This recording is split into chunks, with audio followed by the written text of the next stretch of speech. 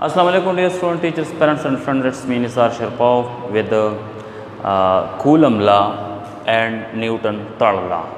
Coulomb law को Newton third law के अल्फाज में किस तरह डिफ़ाइन करेंगे।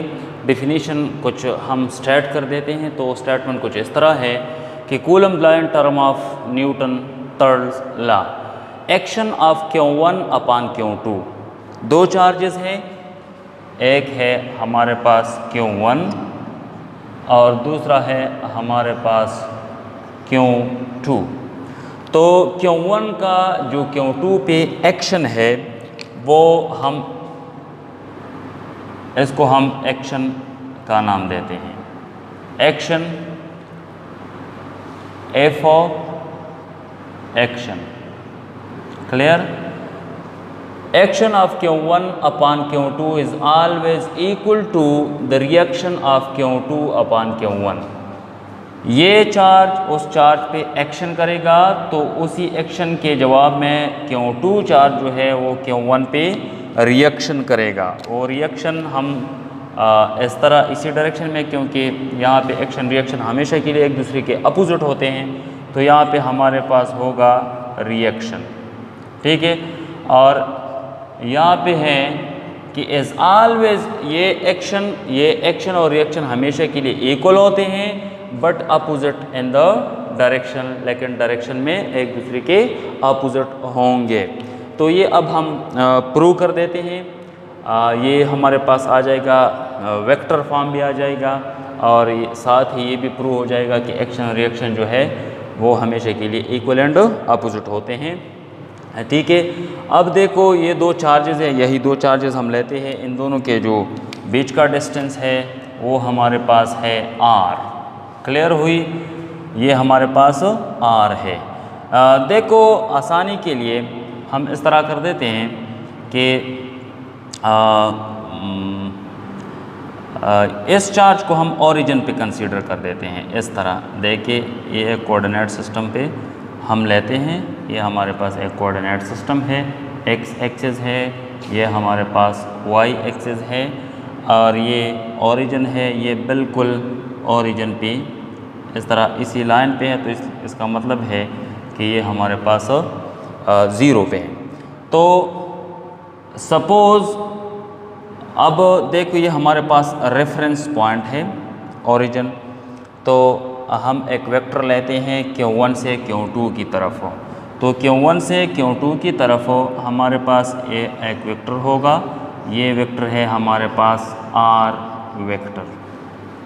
ठीक है, तो फोर्स एक्शन जो है हम किस तरह लिखेंगे, ये किस तरह हम लिखते हैं। नाउ देखो, now the action force of Q1 upon Q2 is F action, ये हम रेड लिखते हैं, F action is equal to 1/4 pi epsilon not, और यहाँ पे जो मीडियम है वो हमारे पास एयर है, Q1 Q2 divided by R square. Force हमारे पास एक वेक्टर क्वांटिटी है तो इसलिए हम इसके ऊपर लिखते हैं एक वेक्टर। ठीक है, अब देखो हमारे पास जो लेफ़्ट साइड है ये वेक्टर क्वांटिटी है, तो राइट साइड भी वेक्टर क्वांटिटी होना चाहिए।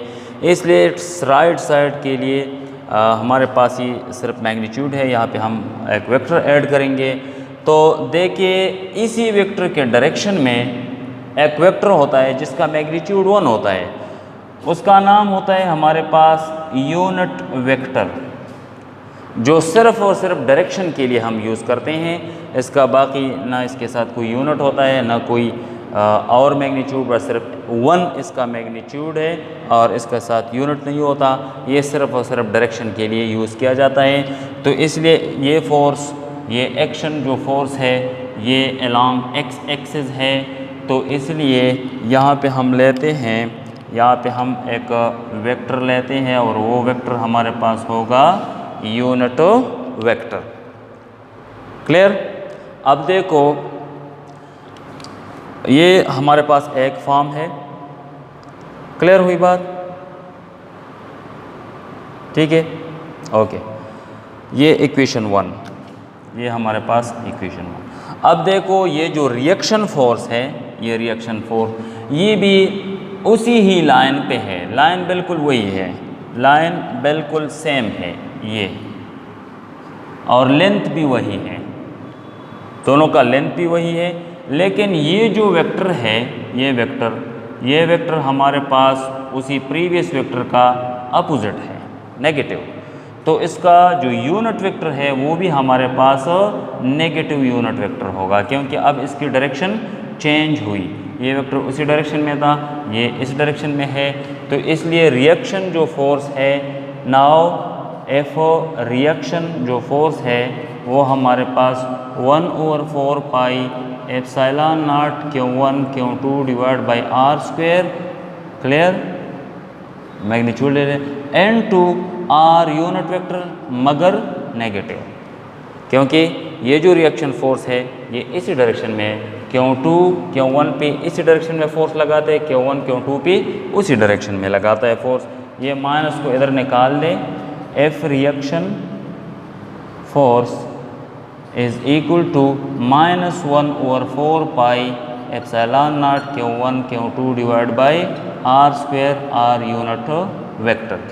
अब ये इक्वेशन 1 और 2 हम कंपेयर कर सकते हैं, या इस तरह कर दे कि ये माइनस बिल्कुल ही इस साइड पे लेके आए, दोनों साइड को माइनस से मल्टीप्लाई करें, इस साइड को भी इस साइड को, तो ये माइनस माइनस प्लस हो जाएगा, यहाँ पे प्लस, और ये प्लस यहाँ पे प्लस है, तो प्लस माइनस के साथ माइनस हो जाएगी।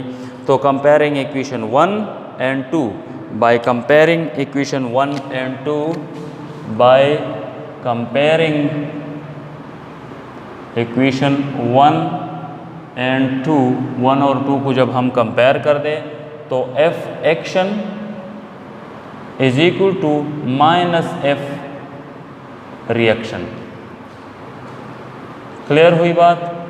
एक्शन और रिएक्शन डायरेक्शन में ये नेगेटिव साइन क्या दिखाता है हमको, ये दिखाता है कि दोनों एक दूसरे पे अपोजिट फोर्सेस लगाते हैं, और ये दोनों वेक्टर्स हैं, और दोनों वेक्टर्स जब इक्वल होंगे तो इसका मतलब है कि दोनों का मैग्नीट्यूड सेम है। तो इट मीन्स कि F action magnitude of the action is equal to magnitude of the reaction force. तो that is by Newton law and Coulomb law, both are action and reaction laws, hence Coulomb law and Newton third law both are action and reaction laws, दोनों action और reaction law है। In vector form Coulomb law, in simple vector form Coulomb law,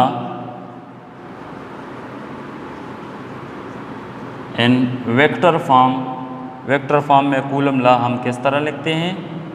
In vector form, Coulomb law, electric force is equal to 1/4 pi epsilon naught Q1 Q2 divided by r square into r unit vector। और हमको पता है कि unit vector किस चीज़ के बराबर होता है, हमको पता है, but R unit vector is always equal to vector divided by its magnitude। R जो है इस वेक्टर का मैग्नीट्यूड है, इस वेक्टर का मतलब लेंथ है, तो ये वैल्यू पुट कर दे इसमें। So F E electric force 1/4 pi epsilon not Q1 Q2 divide by are square into unit vector की जगह हम लिखते हैं R vector divided by R magnitude. तो in vector form 1/4 pi epsilon not Q1 Q2 divide by R और R square, ये R cube into R vector, ये हमारे पास final form of the vector form of the Coulomb law है, coulomb law हम इस तरह लिख सकते हैं। क्लियर हुई बात? इजी है।